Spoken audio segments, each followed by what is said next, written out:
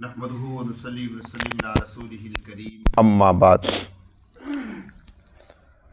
پارہ نمبر ہے 12، رکوع نمبر ہے 9 اور آیت نمبر آج ہم پڑھیں گے 102 اور 103 اور 104۔ اعوذ باللہ من الشیطان الرجیم، بسم اللہ الرحمن الرحیم، ان فی ذلک لآیۃ لمن خاف عذاب الآخرہ، ذلک یوم مجموع لہ الناس وذلک یوم مشہود، وما نؤخرہ الا لأجل معدود، یوم یاتی لا تکلم نفس الا بإذنہ، فمنہم شقی وسعید۔ اللہ رب العزت ارشاد فرماتے ہیں، بے شک اس میں البتہ نشانیاں ہیں اس قوم کے لیے، ان لوگوں کے لیے جو ڈرتے ہیں آخرت کے عذاب سے۔ ذالک یوم مجموع لہ الناس، یہ دن ہے لوگوں کے جمع کرنے کا۔ مجموعن اس کا معنی ہوتا ہے جمع کیا جائے جس کے لیے لوگوں کو۔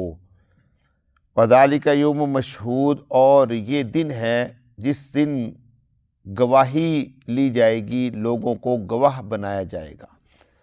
وما نؤخرہ، اور نہیں مؤخر کریں گے ہم اس کو مگر لأجل معدود، ایک وقت مقرر کے لیے۔ یوم یاتی، جس دن آئے گا، لا تکلم نفس، نہیں کلام کیا جائے گا کسی نفس سے۔ اصل اس کا ترجمہ یہی ہے، لیکن لا تکلم، نہیں کلام کرے گا کوئی نفس مگر بإذنہ، اس کی اجازت کے ساتھ، اس کے حکم کے ساتھ۔ فمنہم شقی وسعید، پس ان میں سے بعض لوگ بدبخت ہوں گے اور بعض لوگ نیک بخت ہوں گے۔ فأما الذین شقوا، بہرحال وہ لوگ جو بدبخت ہوں گے، ففی النار، پس وہ جہنم میں جائیں گے، لہم، ان کے لیے، فیہا، اس جہنم میں، زفیر و شہیق، چیخنا چلانا ہوگا، اور شہیق کا مطلب ہوتا ہے آہستہ آواز، اور زفیر کا معنی ہوتا ہے بلند آواز، یعنی وہ اونچی اونچی بھی چیخیں گے اور آہستہ آہستہ بھی چیخیں گے۔ میرے دوستو، اللہ تبارک و تعالیٰ نے یہاں سے، میں نے جیسا کہ کل عرض کیا تھا کہ واقعات کا خلاصہ بیان کیا، اور خلاصے کے اندر ظاہری سی بات ہے ان لوگوں کا تذکرہ بھی کیا جاتا ہے جو جہنم میں جاتے ہیں، اور ان لوگوں کا تذکرہ بھی کیا جاتا ہے جو جہنم میں جاتے ہیں۔ اللہ رب العزت نے جنت والوں کا تذکرہ کرنے سے پہلے جہنم والوں کا تذکرہ فرمایا، اور اس سے پہلے ایک اور بات ارشاد فرمائی، ان فی ذالک لآیہ، بے شک اس میں، کس میں بلا، ان واقعات میں۔ کئی مرتبہ ایسے ہوتا ہے کہ لفظ واحد ذکر کر کے پورے واقعات کو مخاطب کیا جاتا ہے، مراد لیا جاتا ہے۔ یہاں پر بھی اللہ رب العزت نے ذالک لفظ استعمال کیا، جبکہ ذالک کس کے لیے استعمال ہوتا ہے؟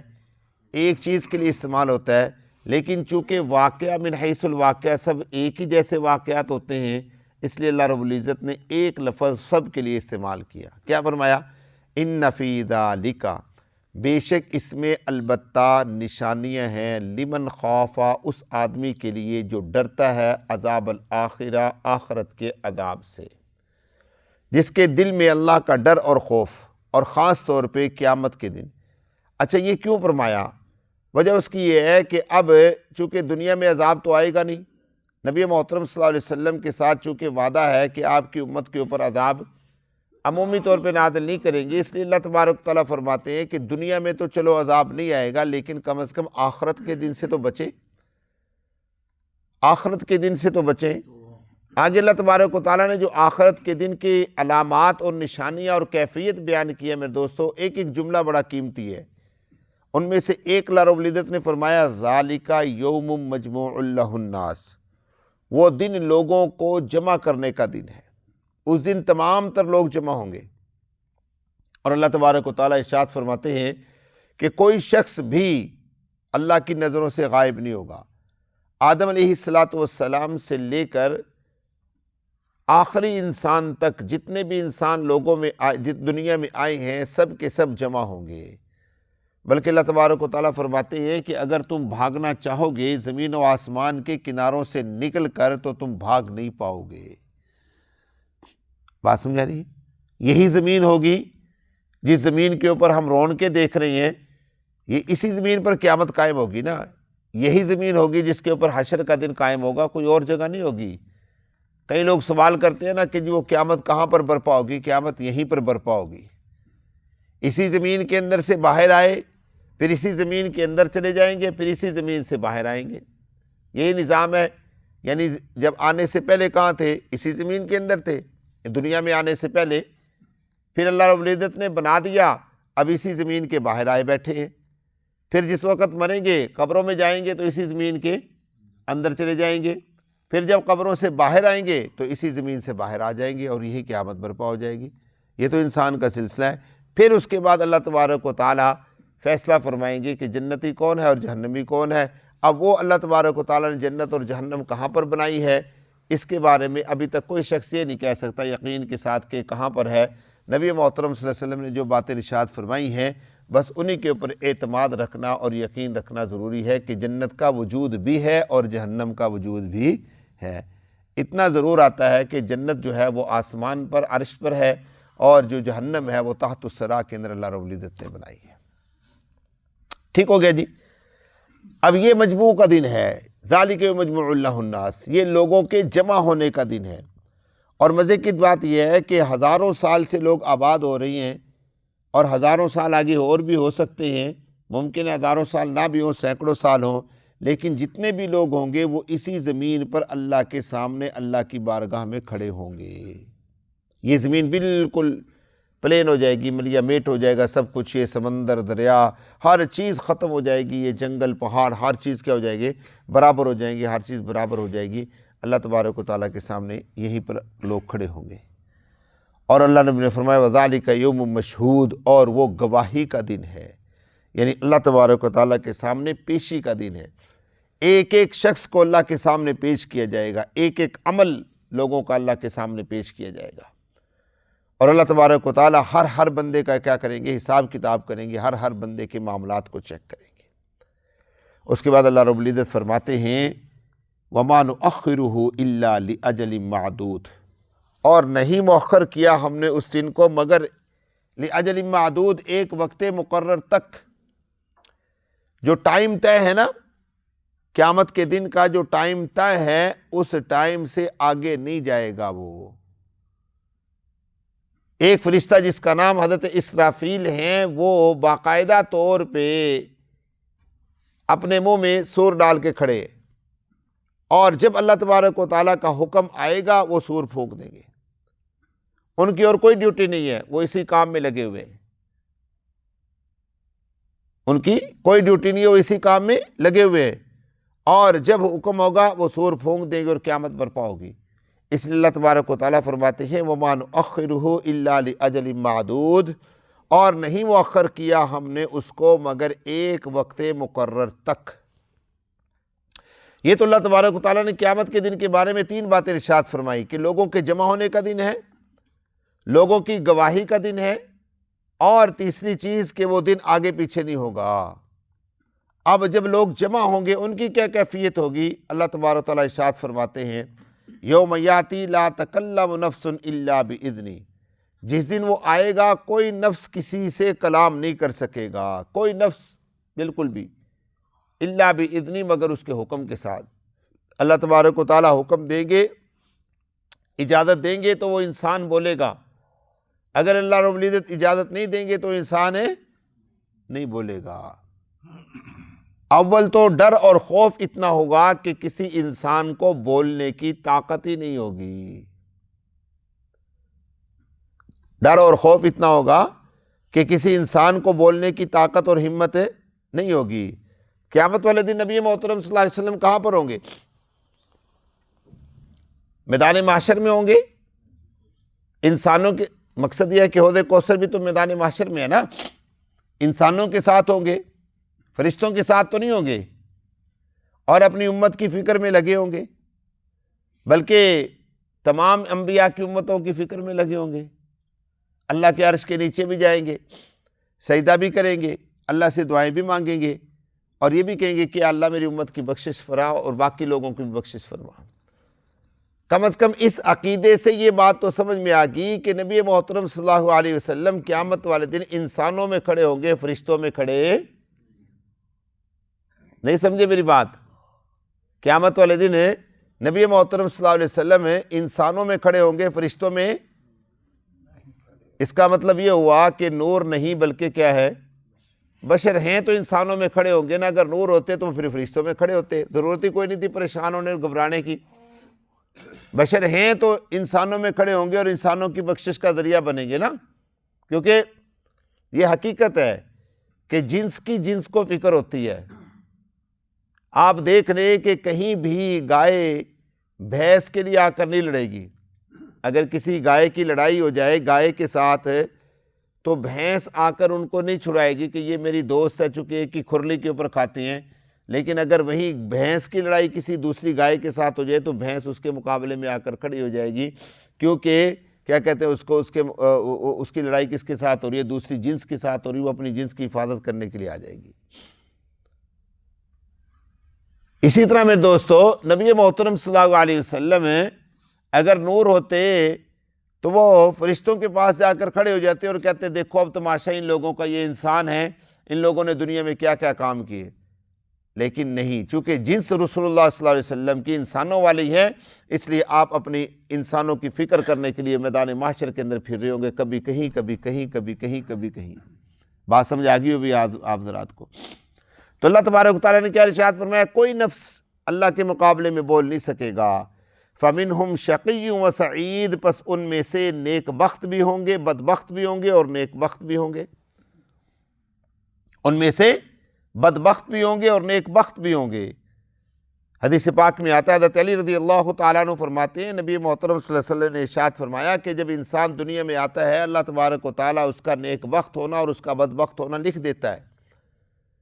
آپ علیہ السلام جنت البقیع میں تھے، ایک جنازہ پاس سے گزرا تو آپ نے اس وقت فرمایا کہ اللہ رب العزت انسان کا بدبخت ہونا بھی لکھ دیتا ہے اور انسان کا نیک بخت ہونا بھی لکھ دیتا ہے۔ تو صحابہ نے عرض کیے، یا رسول اللہ صلی اللہ علیہ وسلم، جب اللہ تبارک و تعالیٰ انسان کا نیک بخت ہونا بھی لکھ دیتا ہے اور بدبخت ہونا بھی لکھ دیتا ہے تو پھر ہمیں ضرورت کیا ہے نیک عمل کرنے کی؟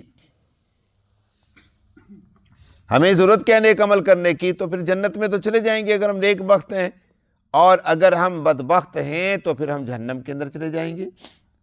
تو رسول محترم صلی اللہ علیہ وسلم نے ارشاد فرمایا کہ اعمال صالحہ کرنے کی ضرورت ہے۔ اعمال صالحہ کرنے سے یہ پتہ چلتا ہے کہ یہ شخص نیک بخت ہے، اور اعمال بد کرنے سے یہ پتہ چلتا ہے کہ یہ شخص بدبخت ہے۔ نہیں سمجھے میری بات؟ اعمال صالحہ نشانی ہے، علامت ہے۔ اگر ہم نیک عمل کریں گے تو اس کا مطلب یہ ہے کہ اللہ تبارک و تعالیٰ نے ہمیں نیک بخت بنایا ہے، انشاءاللہ ہم جنت میں جائیں گے۔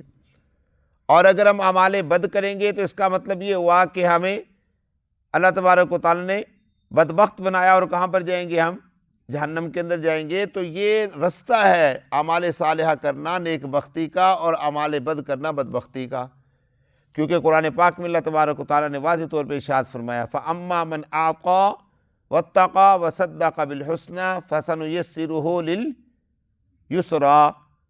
سورۃ اللیل آتی ہوگی آپ حضرات کو، کہ جس آدمی نے اما من أعطىٰ، جو آدمی اللہ کے راستے میں خرچ کرے، واتقیٰ، اور اللہ سے ڈرے، وصدق بالحسنیٰ، اور اللہ تبارک و تعالیٰ کی ذات کی تصدیق کرے، اس کے لیے ہم نیک بختی کے راستے کو آسان کر دیتے ہیں۔ وَأَمَّا مَن بَخِلَ وَكَذَّبَ بِالْحُسْنَىٰ، اور جو آدمی بخل کرے، اللہ کے راستے میں خرچ نہ کرے اور اللہ کی ذات کی تصدیق نہ کرے، تو کیا کر دیتے ہیں اس کے لیے؟ فَسَنُيَسِّرُهُ لِلْعُسْرَىٰ، تو ہم اس کے لیے بدبختی کے راستے کو اس کو آسان کر دیتے ہیں۔ اور آگے اللہ رب العزت نے جو جملہ ارشاد فرمایا، وَمَا يُغْنِي عَنْهُ مَالُهُ، انسان کا مال انسان کو کوئی فائدہ نہیں دیتا۔ اگر انسان کہے نا کہ میرا مال ہے اور وہ مجھے بچا لے گا، نہیں، اصل فیصلہ ہوگا نیک بختی اور بدبختی کے اوپر۔ اگر نیک اعمال کرے گا تو سیدھا راستہ، اگر بد اعمال کرے گا تو پھر الٹا راستہ۔ تو اس لیے شقی و سعید کا معنی یہ ہوگا کہ اللہ تبارک و تعالیٰ نے اس کے لیے لکھ دیا، لیکن اس کا امتحان ڈال دیا دنیا میں کہ اگر وہ اعمال صالحہ کرتا ہے تو وہ سعید بن جائے گا، اگر اعمال بد کرتا ہے تو وہ بدبخت بن جائے گا۔ خالدین فیہا، آگے اللہ فرماتے ہیں فَأَمَّا الَّذِينَ شَقُوا فَفِي النَّارِ، بہرحال وہ لوگ جو بدبخت ہوئے وہ جہنم کے اندر ہوں گے، اور ان کے لیے زفیر و شہیق، زفیر اور شہیق ہوگا۔ زفیر اور شہیق کا معنی سمجھتے ہیں؟ زفیر کا معنی ہوتا ہے گدھے کا اونچی آواز میں بولنا، اور شہیق کا مطلب ہوتا ہے جب گدھا آواز کھینچتے ہیں نا، دیکھا ہوگا آپ نے، جب گدھا بولتا ہے تو آواز کیا کرتا ہے؟ باہر کی طرف نکالتا ہے، اور جس وقت اس کی بریک لگتی ہے آواز کم ہوتی ہے تو وہ پھر آواز اندر کی طرف کھینچتا ہے۔ آپ کو کئی مرتبہ پیٹ سے دیکھ کے بھی اندازہ ہو جاتا ہوگا، وہ پیٹ پھولتا پھلتا ہے، وہ گدھے کا ایک اپنا اللہ رب العزت نے نظام بنایا۔ اللہ رب العزت فرماتے ہیں خلاصتاً یہ کہ وہ جہنم کے اندر گدھے کی طرح بولنے اور ہنہنائیں گے، لیکن ان کی بات کو سنا نہیں جائے گا۔ میں دوستو یہاں اگر ہم دیکھیں نا، یہ جو آیات مبارکہ ہم نے پڑھی ہیں، ان آیات مبارکہ میں اندازہ یہ ہوتا ہے کہ یہ عذاب کافروں کے لیے ہے، مسلمانوں کے لیے نہیں ہے۔ شقی و سعید جو الفاظ استعمال فرمائے کہ ایک آدمی بدبخت ہے، ظاہر سی بات ہے بدبخت وہی ہوگا نا جو کافر ہوگا، لیکن اگلی جو آیت مبارکہ ہے نا اس سے بڑا ڈر لگنے لگ گیا۔ اگلی آیت مبارکہ جو ہے اس کو ذرا غور کریں۔ اللہ رب العزت فرماتے ہیں خالدین فیہا ما دامت السماوات والارض الا ما شاء ربک۔ یہ سمجھاؤں گا تو میں آپ کو کل کو، لیکن اس کا ترجمہ میں کر دیتا ہوں تاکہ آپ کی سمجھ میں آ جائے کہ گڑبڑ ہے یہاں پر تھوڑی سی، یہاں پر تھوڑی سی کیا ہے؟ گڑبڑ ہے۔ اللہ فرماتے ہیں ہمیشہ رہیں گے وہ جہنم میں جب تک آسمان و زمین موجود ہیں، الا ما شاء ربک، مگر جو تیرا رب چاہے۔ اب الا ما شاء ربک کا تو مطلب یہ بیان کیا گیا ہے کہ جب تیرا رب چاہے گا ان کو نکال دے گا۔ دامت السماوات، اور رہیں گے وہ ہمیشہ، اس کا مطلب یہ ہوا اس آیت مبارکہ سے پتہ چلتا ہے کہ گناہوں کی سزا تھوڑی نہیں ہوگی، گناہوں کی سزا تھوڑی نہیں ہوگی۔ ایک آدمی کہے کہ ہم جہنم میں جائیں گے اور گر کے واپس آ جائیں گے، نہیں، جہنم کی سزا بھی طویل ہوگی۔ ما دامت السماوات والارض، یعنی اگر کوئی مسلمان اپنے اعمال بد کی وجہ سے جہنم میں جاتا ہے تو وہ بھی اس وقت تک رہے گا جب تک آسمان و زمین باقی ہیں، الا ما شاء ربک، مگر جب تیرا رب چاہے۔ اب بظاہر چونکہ اس آیت کا تعلق پچھلی آیت کے ساتھ ہے، اس لیے تفسیر تو یہی بنتی ہے اس کی، اور اس میں پھر وہ ساری سزائیں ہیں کہ بدبختی بھی ہوگی، نیک بختی بھی ہوگی، گدھے کی طرح ہنہنانا بھی ہوگا، اللہ کا عذاب بھی ہوگا۔ اس کا مطلب تو یہ ہوا نعوذ باللہ من ذالک، جو صاحب ایمان کلمہ پڑھنے والا اپنے اعمال بد کی جیسے جہنم میں جائے گا، وہ سارے کا سارا ان چیزوں کا مستحق ہوگا۔ اب اس کی حقیقت کیا ہے اس کا میں نے مطالعہ بھی نہیں کیا، کل کو انشاءاللہ اس کو مزید دیکھیں گے۔ اللہ رب العزت ہمارے لیے آسانی والی صورت پیدا فرمائے۔ ہماری مسجد کے ایک نوادی ہیں بھائی عبد الرشید صاحب، ان کا سلام